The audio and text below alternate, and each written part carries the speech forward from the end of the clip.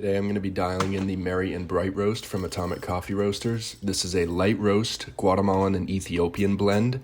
Here I'm going to measure out 18.5 grams, which I typically do with this slightly larger portafilter that I use. I'm going to grind that out. On the first shot that I pull with these new beans, I always maintain the same grinder settings as what I was using before with the beans that I was using prior.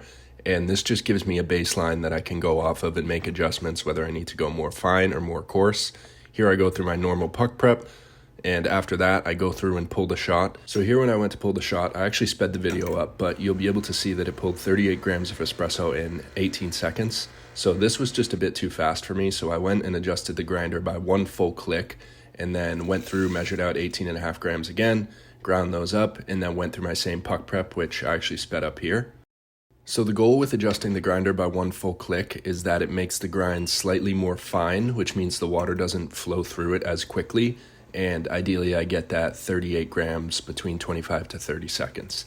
So here you'll see that it takes a couple seconds to come out, and that's just because I have a pre-infusion, which basically wets the bed of the espresso before the pressure actually goes and pushes the water through the espresso grinds. And thankfully, all I needed was one adjustment to the grinder, and this one actually came out perfect, giving me the 38 grams of espresso in exactly 30 seconds.